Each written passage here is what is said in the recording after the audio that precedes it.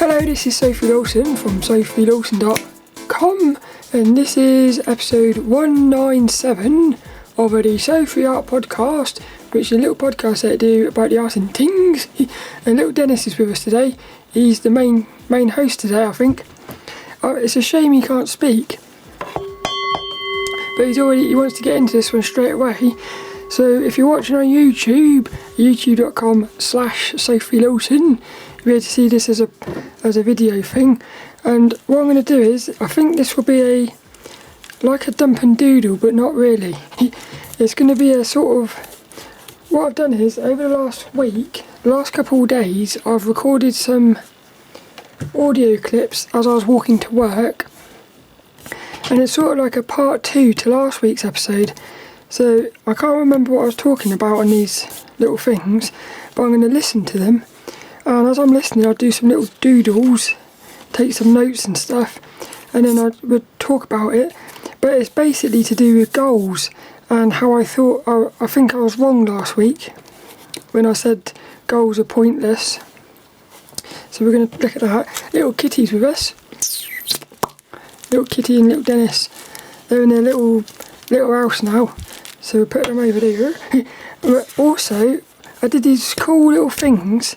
What you do is, you get a fine liner, get a sketchbook, and what you do is, you basically just scribble. So you don't even think about what you're doing.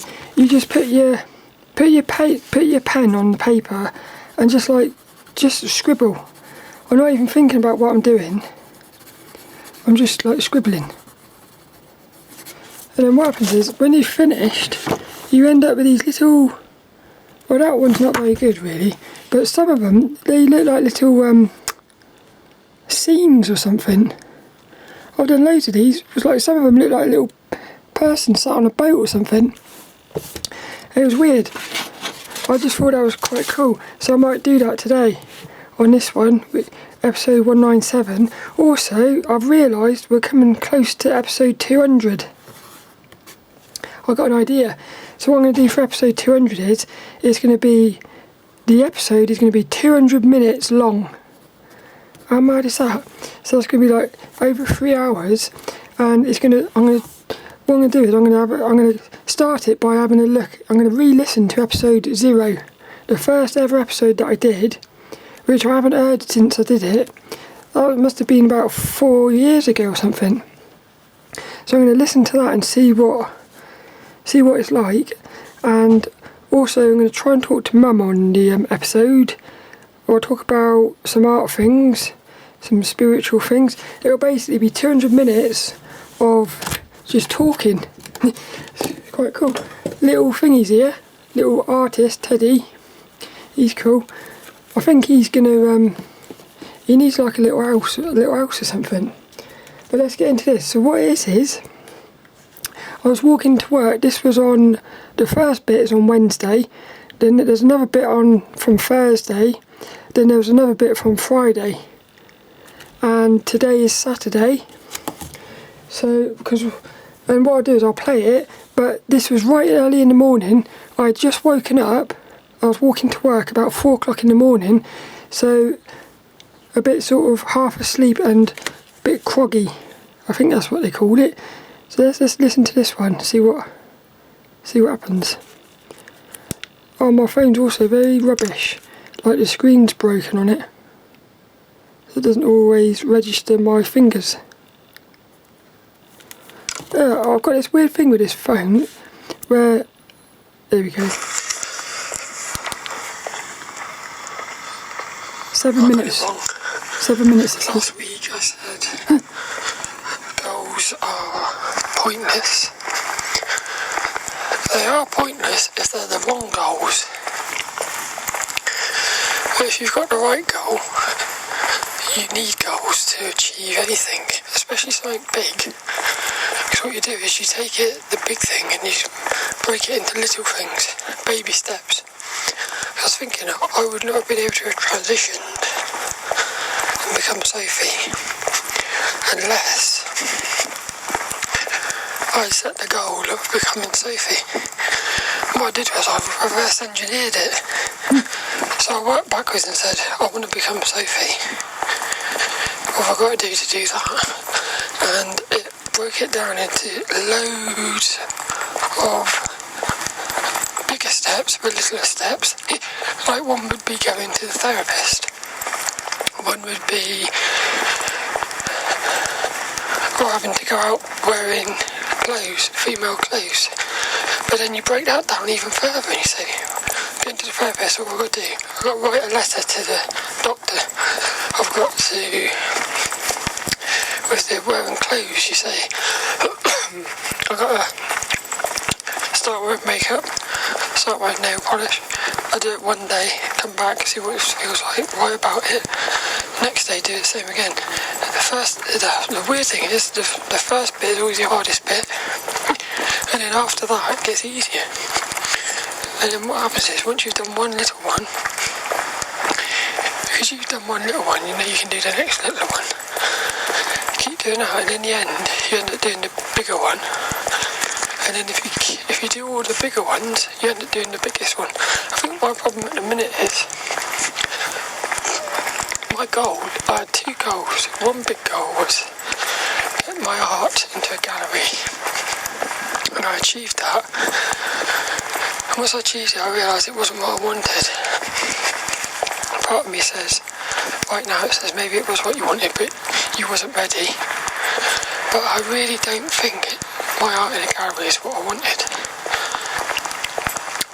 But having done that, and achieved something which seemed impossible, which I did just by, all I had to do was draw every day, get as good as drawing as I could, make some connections, which was going to art class, and it all just happened naturally. But it all happened because I did little things. But then what happened was, when I realised that I could do that, I thought, well, hang on, what's even bigger than that? Transitioning, becoming Sophie, which seemed even more impossible. That was like my ultimate challenge. And I did it over really I started it in 2014. And I'd say only last year did I stop going to the therapist. So that shows you really, it was a, what's that, 6, 7, it was like a 7-year process, that one. I think what's happened now is I'm in a state where I don't know what my purpose is anymore. That's the problem. The problem is I don't know what goal to set. I've got a number of options. I'd either write my little book that I've got, because I've got a book in my head I want to get written. I've got this really big, extravagant goal, which does seem very super impossible. I don't even know where to start with that one. I did just talk about it once, and I overwhelmed myself, which is a problem. If you try to do the big goal without breaking it down into little things, you won't achieve it, because it's too hard. And what I did, I never actually broke that one down, because I couldn't work out a small enough step for that big goal that would be not scary. But for instance, one of the other things, interviewing guests on a podcast. I've been going on about that for years now. I know that's something I've got to do, but I'm scared. And I'm so scared of doing that, and I know that if I actually worked out the little goals, I would be able to do it, which is stopping me from working out the little goals because I'm scared to do it. How weird is that? See, so I'm actually scared to do it because I know that if I try to do it, I'll actually do it. How weird is that? So, but that one I could easily do, not easily, but I could see how I could easily try to do it, which would be, all I've got to do is write on paper. I've already done this. I've wrote down questions for loads of people that I want to interview. All I've got to do is just send a message, would you like to be on the podcast? But I'm scared. There you go. Scared. I think I've got to do something. That's one thing. The other thing is me drawing. I've then got these video games which I just don't know what I'm supposed to do with those. Am I supposed to have them in my life or not? 1 minute I think yes, next minute I think no. Yeah, I've got this relationship with money that is an issue, which needs addressing. Let's be honest, at some point I've got to start making money off of this thing, because I've worked out, I've put thousands of pounds into this podcast and I haven't made a single penny. There was a time when that was alright because I had loads of money from my job, but it's not the same now. So, yeah, I won't be able to go on forever like that. That's it then. So what I'm saying is, this week's podcast is going to be Goals Part 2.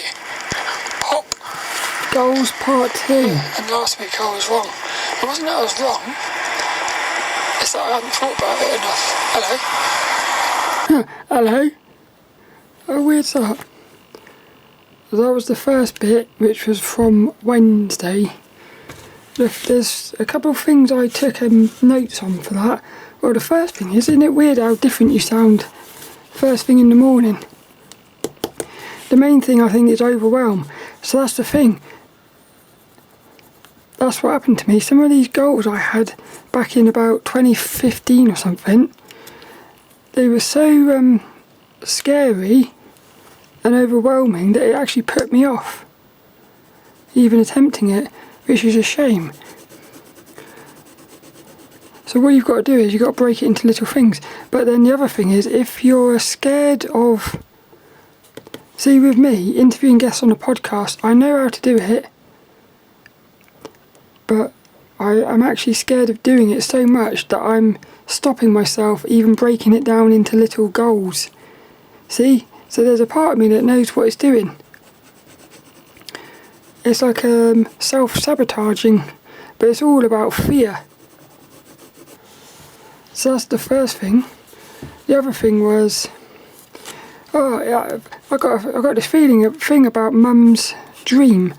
So Mum had this dream last week. Well, what happened was I had a dream, and in this dream, it was like a semi-lucid, probably about a 2 out of 10 lucid, so not really that much. But what happened was, all of a sudden, everything went white, and there was like these stairs going up as if going up into heaven or something, and everything went white, like as if you was sort of in the white light, and it just felt like I had become sort of Jesus, and I started floating up into the sky, which I thought was quite cool. And then Mum had a dream. So Mum's got this on her bed, she's got this big massive panther, black panther, which she's called Shadow. What's weird is, in the morning before I went to work, I was listening to a podcast about facing your shadow self. So this is quite interesting, because the shadow self is the thing that actually sabotages you. So part of my shadow is facing the fear of interviewing guests on the podcast. So basically, I know if I for me to face my shadow, I've got to interview guests on the podcast. But it's like one of these things where it's like a catch-22. It's like the fear of doing it is so much that it stops me doing it, but that's the whole point. Is that it's as if the fear itself is making you scared of doing it. So it's almost like you're scared of the fear. So somehow you've got to stop it, and the only thing that's going to work, I know, is to just do it. And it's easy, but it's hard. So that is all linked in with my shadow. But it's weird that Mum had a dream about what happened was, she said, when she was talking about it, I might ask her to talk about it next week. Or, well, not next week, on episode 200. Yeah, I'll ask Mum about her Mum's shadow dream. So Mum can talk about it, but basically what happened was this panther she's got on her bed come to life and was sitting on her.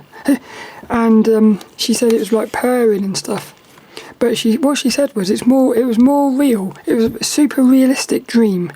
And it reminded me of my very first year of meditating, and also when you're getting into a deep lucid dream. What happens is the experience is more real than real, which is what makes me think it is actually real. It makes me think more real than real. It makes me think that place, wherever it is, that is actually not necessarily more real than this place, but it is equally as real. So in other words, it's not just like a dream or something, it's actually a physical place. So that's weird. But let's get into the next bit. So the next bit was from Thursday. This was what? I can't even remember what this one was about. Let's see what this is about.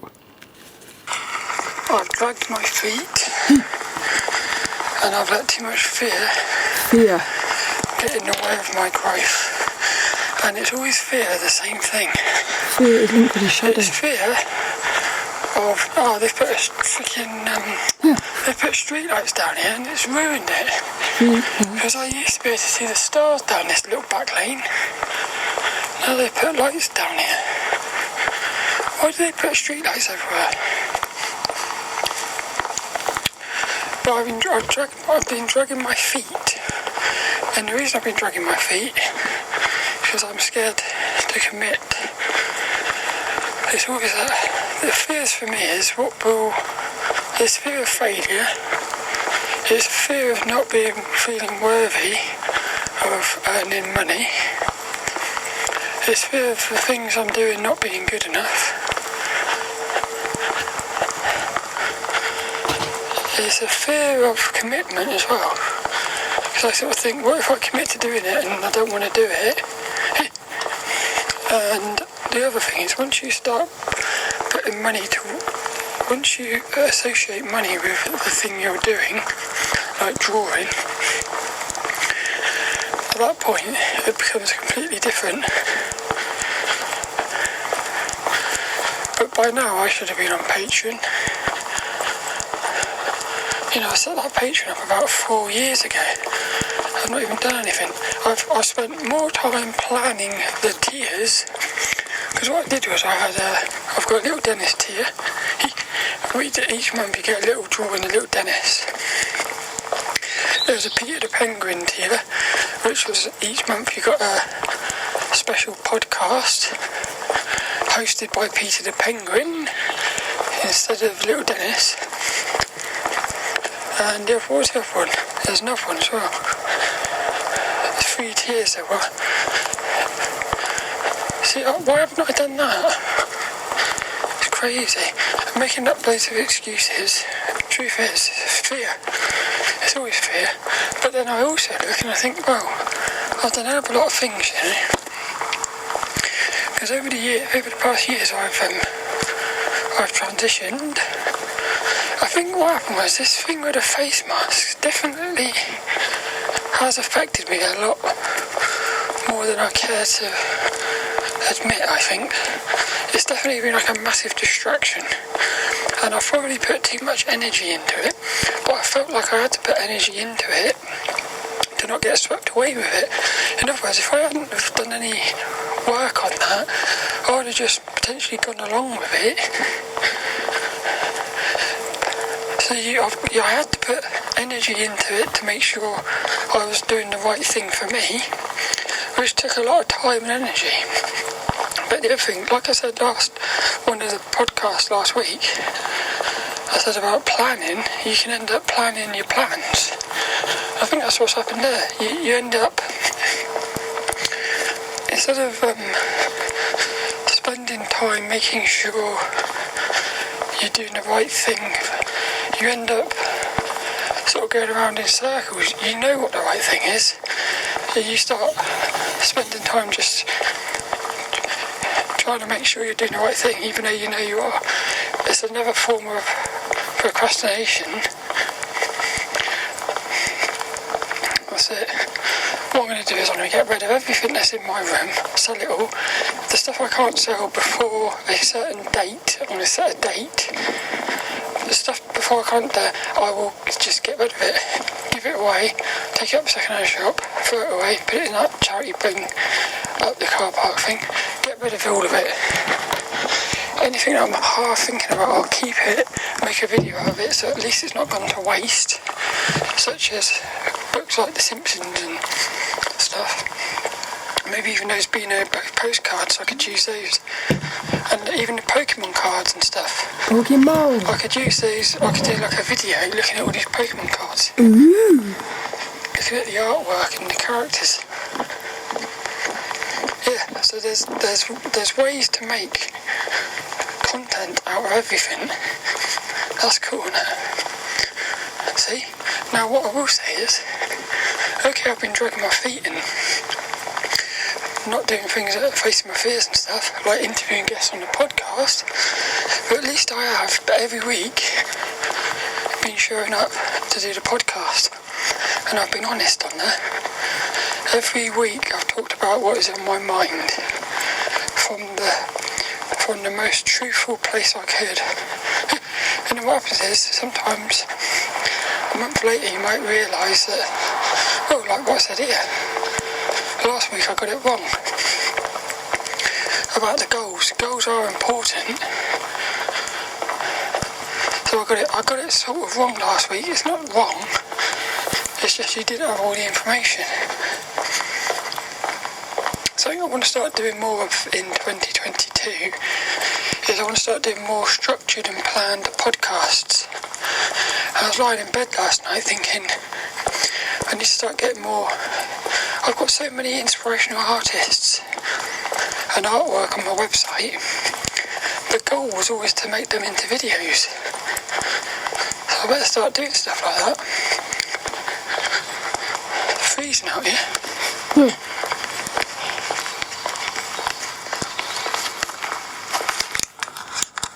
What was that? That was quite interesting. So the main thing I took out of that was, bing! Oh, somebody's going to be here in 5 minutes. What was it? The main thing was planning. Well, this is what I put in. I took some notes. I said planning equals procrastinating. So in other words, too much planning is a form of procrastination. Procrastination is a form of avoidance, and an avoidance is a form of fear. In other words, you've got a fear of something, which is showing itself as planning, which is a very intelligent thing it does. Because what it does is, when you're planning, you think you're doing something like worthwhile. So in a way you are at the start, but when you end up planning and planning and planning, what's actually happening is, all of a sudden, the fear has tricked you into thinking you're doing planning when really you're avoiding doing the thing, because it's like sabotaging you. So again, it's your shadow self, which I do believe the shadow self is alive.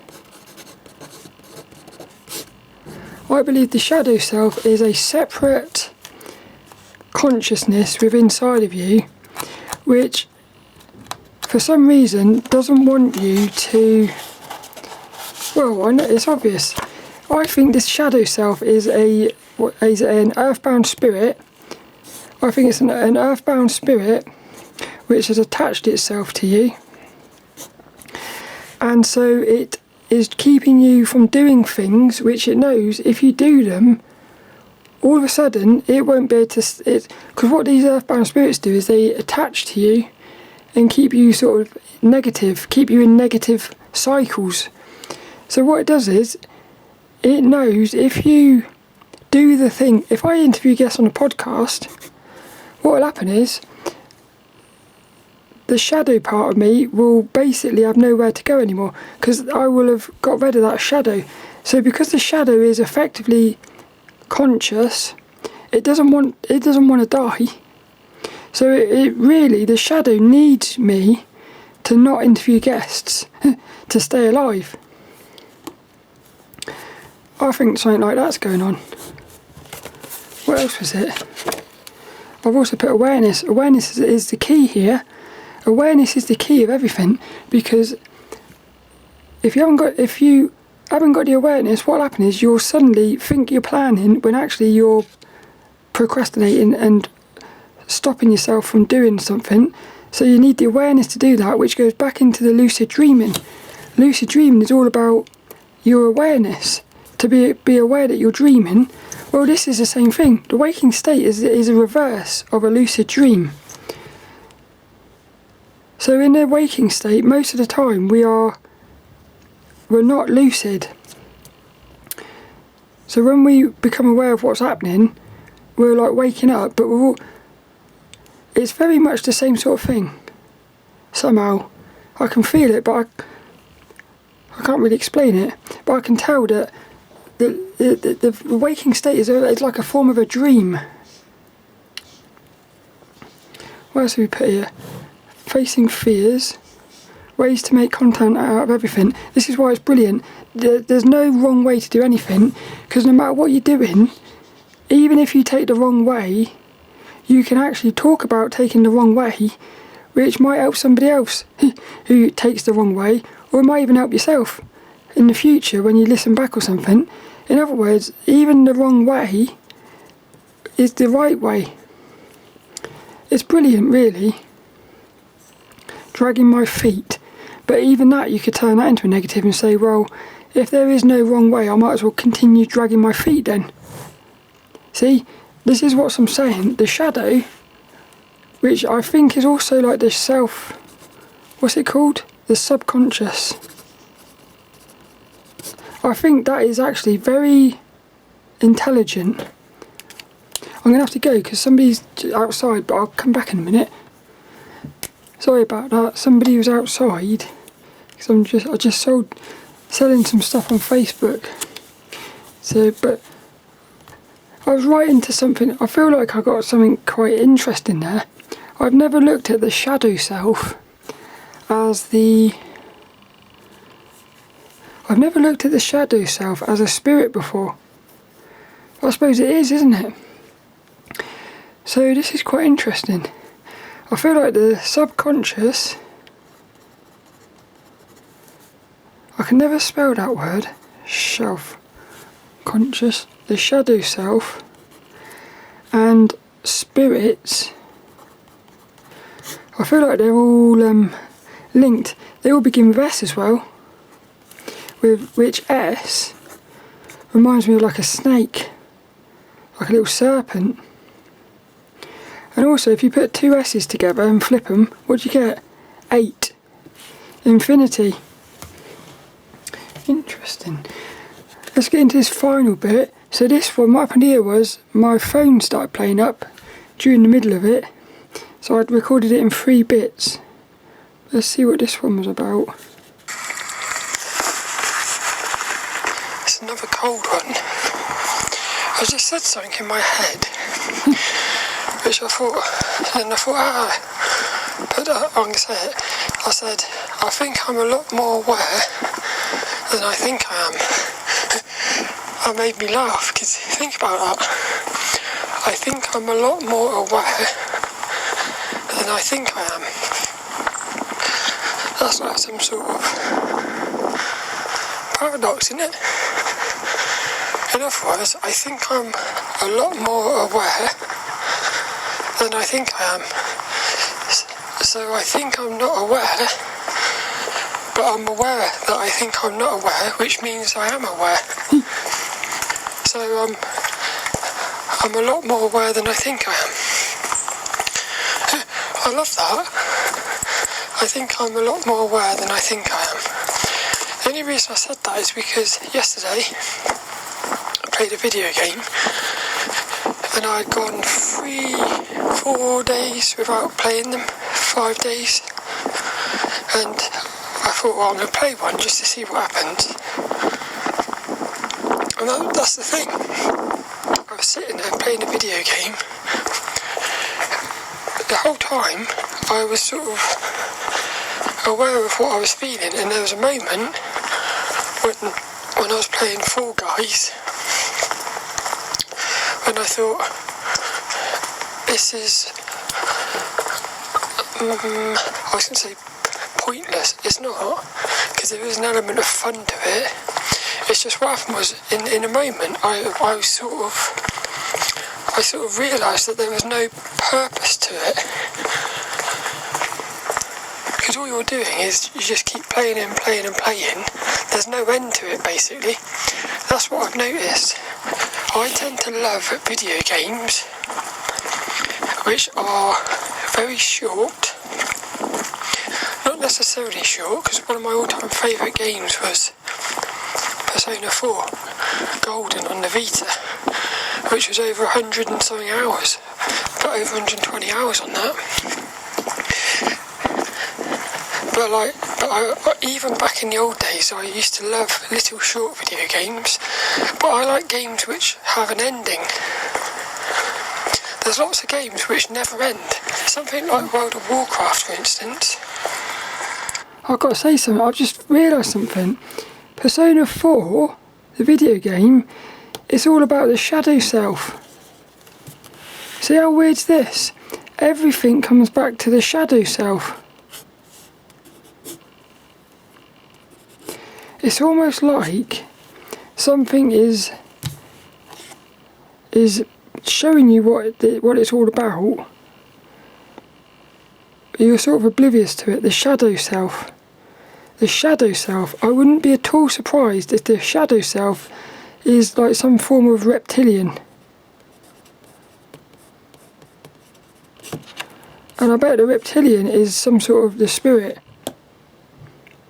which also goes into the psychedelic experiences where they talk about, a lot of people who have psychedelic experiences talk about seeing like, well, serpents and snakes, sort of like reptilians, which goes all the way back to dinosaurs and dragons, which also goes into one of my lucid dreams. I had this reoccurring lucid dream for about a year. A few years ago, I kept seeing a dragon, really massive dragon, and I sort of thought this is the shadow self. So again, in a weird way, it's almost like the dream is saying, look, the shadow is linked to this dragon. The dragon is like linked to like a reptilian. Same sort of thing. This is why I love lucid dreaming so much. What happens is, you'll have a dream and it'll be amazing and you'll write about it. 5 years later, something will happen and you'll remember that dream, and because you've got a bit more information or something, all of a sudden that dream, which at the time was amazing, all of a sudden it just becomes super more important and also like way more meaningful, and you understand it almost as if when you had the dream you wasn't quite ready to understand it, but something knew that you needed to hear it or something. I don't know, a bit like what are they called, synchronicities and stuff. Weird. There's no ending to that. Also, I did think, is there an end to existence? I've never thought about that either, because the thing is, if there is an end to existence, that means we wouldn't exist. So if we don't exist, how can anything exist? So if nothing actually exists, that means we can't have ever existed. Because in other words, for nothing to exist, it means we have to exist for nothing to exist. So in a strange way,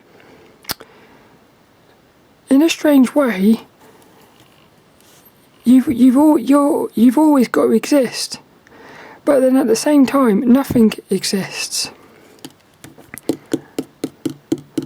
That's weird. See, that doesn't make sense. But for about half a second there, I felt something. It's that same thing. If you've ever focused on time and meditate on time and try to put yourself into a place where there is no time, what will happen is for a split second, you might suddenly you might feel what it feels like to have no time. And as soon as you feel it, it goes away. It's like that. Look, for there to be, because if nothing exists, for nothing to exist, something has to exist for there to be nothing, which means there can never not be existence. But at the same time, for something to exist, there has to also not be existence, because otherwise how do you know that there is an existence? In other words, if we never died as a human, like would we really be alive? We're only alive because we know that we die as a human. So if you never died, would you really be alive? You wouldn't be alive, you'd just be existing. But then it's the same thing. If you're existing, that must mean that there must be, I don't know, how can you not exist? Because you would know that you didn't exist. So if you knew that you didn't exist, you can't know that you don't exist, because that means you're existing. That's weird.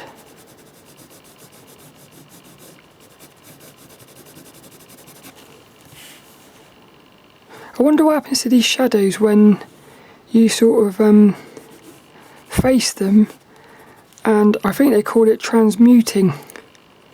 So what happens is you transmute the energy of the shadow.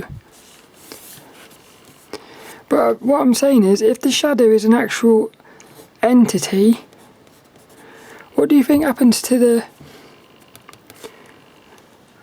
Because apparently with these earthbound spirits, what some people have said is they will like move on and latch onto somebody else who's got a similar frequency. But again, what I'm saying is, what if everybody changed their frequency and there was no human who had a frequency that would match one of these shadows, which I would look at as like a negative energy or entity? What would happen then? They would have to die, wouldn't they? So they wouldn't exist.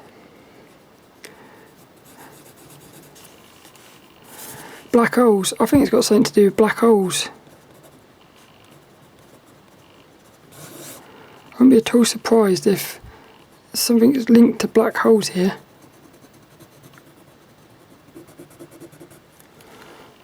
Let's finish this bit here, look. And I think they're the most addictive ones.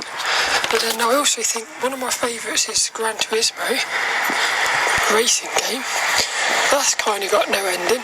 But the thing with that is you can jump in and out of it. The thing with something like World of Warcraft, this is the other thing. A lot of games have got like levelling up systems in them. So what it means is, not only is it never ending, it's got like this carrot on the stick which keeps you playing, because you keep thinking, I'll just play another 20 minutes and I'll be able to level up. And then you level up and you think, I'll just do another 20 minutes, I could level up again. So what I'm saying is, I think, and Fall Guys is a bit like that. Fall Guys, because you're constantly levelling up. A bit windy. And the levelling up is so perfect Windy that pops. you always feel like a couple more games and you'll be at the next level. And each level you get like you get a costume or something. Ooh, little costume. And because the levels are quite short, only like a couple minutes, but the thing is, before you know it, you've spent an hour. So this is what's quite interesting is, like in the old days I would have just sat there playing a video game, hours would have passed. Sometimes I used to, this is even back before I was meditating and stuff, I'd play like 12 hours of video games, and at the end of it I'd be like, I don't really feel satisfied there. Whereas now, playing a video game, after say 30 minutes you can sort of start to feel what's going on there. But I think the best types of games for me are story ones, because that way you're getting an experience, a story. You're also getting like memories, and I also find that they tend to have things that can change your life. Like for instance, Persona 4. Persona 4 Golden is all about facing your true self, about facing your shadow self and stuff. And that game is what triggered me. Here we go, this is my phone cut off. I think this is where. And that game is actually what's triggered me to start drawing, get into meditation and everything. So I would argue that Persona 4 Golden, probably one of the most life-changing experiences I've had, which is a video game. So how can you say video games are bad or something when you can have an experience like that? And it just shows you it doesn't really matter what it is. Everything has the potential to sort of change your life. Interesting. That was it. I've put here the word paradox. Also, I feel like it feels to me very much like, it goes back, I just had a thought, it goes back to that psychedelic experience thing. Something else as well. I need to talk about that in a minute. In that psychedelic experience, it said we were all characters. It said everything is a story and we are all characters, which is the same thing. Like, when we're playing a video game or something, or reading a book or something, the ones that catch you, they can change your life because of the story and the characters, because it affects you. Well, what if we are inside of a story to something else? Like the best ones would be the ones with the most positive and negative, because that's the most, you're going to get the most amount of emotions. So that's, again, if we're inside of the story, that's weird. But the other thing that hit me is the word veins. So when I had that psychedelic experience, which was actually about exactly a year ago, I think it was the 9th of January. What day is it today? Today's the 8th. So it was actually a year tomorrow. That's cool. It was a year tomorrow that I had my one and only ever psychedelic experience. Something I talked about on that podcast. I'll put a link in the description and stuff. The psychedelic, I don't know how to spell that word as well. Podcast link. One of the things I talked about was I had this experience as if I felt like I was weeing myself. The whole time it felt like I was weeing myself, and the person who, well, I'll put a link to the description and I'll talk about that. But I was listening to a podcast this morning and this bloke was talking about how he had to go under surgery for something.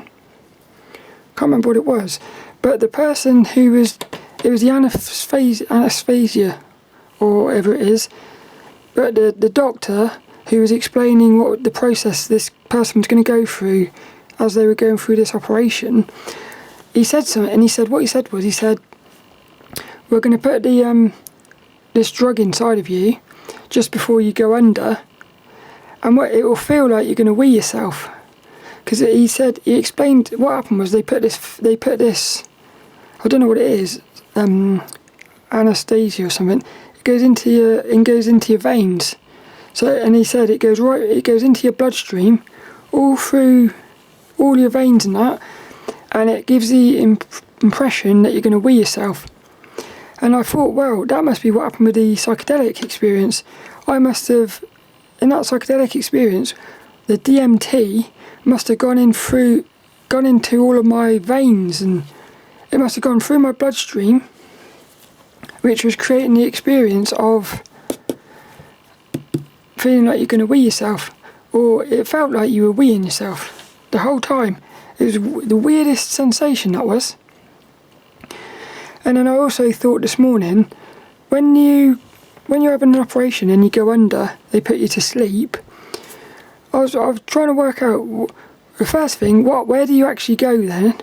Because most of the time I've actually had it a few times when I had operations on my throat. They put me to sleep, and it was like 1 minute you're lying there, they're injecting you with it, and the next minute, hours later, and it's as if that those 3 hours have just disappeared. It's almost like you jumped time. So what I'm saying is, where do you actually go? Because you're not having most people are not experiencing anything during that block of time. So it's not even as if you're going into the dream realm. And then I thought, well, do you think it's possible, if you were highly skilled at lucid dreaming and stuff, do you think it'd be possible to maintain your awareness? But then you do hear about these people who they're having an operation and they actually are fully awake during the whole thing. So it's not unheard of and impossible. It's weird though. But I also think, well, do they actually know what is happening when they put that anesthesia stuff into you? Do you think they know what they're doing, or do you think they did it and they don't know how it works, they just know it works? A bit like, in a strange way, dreaming. We don't know what's happening when we're dreaming, but we know that we are dreaming. There's a lot of things in this life, we don't know what's happening, but we know it's happening, like hallucinogenic, or like when you're having what's it called? You're having you're hallucinating. Like, if you're hallucinating, you don't know, I don't think they actually know why you're hallucinating. They don't know why your brain is creating, they don't know why your brain is creating these visuals. They don't know why your brain's creating the visuals. They don't know why, they don't even know what it is, but they know that it is. But because who was it? I think it was Anthony Peake said this. Anthony Peake said, because they said you're having an hallucination, people think that, well, they know what it is, you're having an hallucination. So it's almost like the scientists think some scientists don't, they think they don't have to go any further than that, because they're saying, well, you're having a hallucination. But the next question is, what is an hallucination? And I think that might be something you can't actually answer. So, is it interesting? It is interesting. lilDENNiS has said it's time up for that one. I hope you enjoyed that. I love this. This is why I like doing these podcasts sometimes, because I've never thought about the shadow self actually being an earthbound spirit. I've always thought of the shadow self as like a psychological aspect of yourself. But I'm now thinking, what if it's somehow a spirit? An external spirit. And I'm getting, in my head, it's saying about this pyramids. The pyramids where, again, last year when I had that psychedelic experience, I had this thing where it said about the 3 pyramids were used, the 3 pyramids in Egypt were used to put a reptilian and like a creature, like a, let's say a human, it was used to put them together. So you ended up with a human, which is what we are, which has got inside of it like a positive and a negative spirit, basically. But you've also got an awareness which is aware of both the positive and the negative. And the whole point of life is, what is the awareness going to do? Is the awareness going to be able to bring these two negatives together? No, these two opposites together? Or is the awareness going to side with one or the other? Sometimes I think that's all that life is. Life is just a series of experiences which are all probability based, but you've got free will, which means at any moment you could actually override the probability. And I think the whole point is trying to bring these opposites together. Because if you do that, at that point you would just become an awareness. Interesting. This week's inspirational quote, I'm going to take it from the book Journey to Excellence, The Lessons of Don Juan by Carlos Castaneda. I actually read this book probably a couple of years ago now, and I did talk about it on the podcast. I can't remember when it was, but I'm going to randomly turn to a page and pull a quote out. So I've turned to the page that says, "Death is an advisor. Hey, look, would you teach me someday about peyote?" I think peyote is a psychedelic.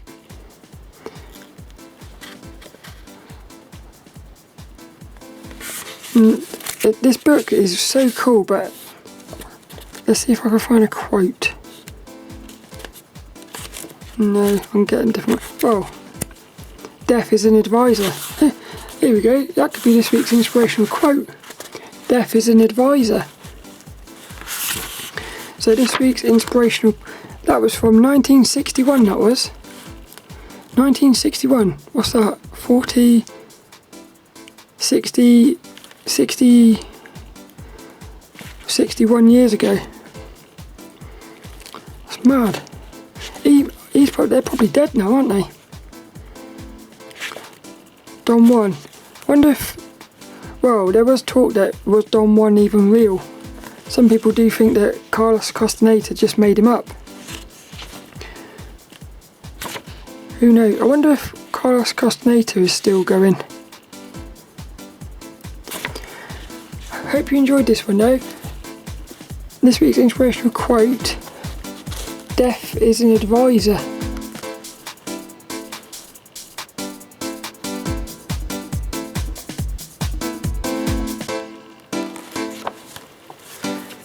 Death is an advisor, yeah.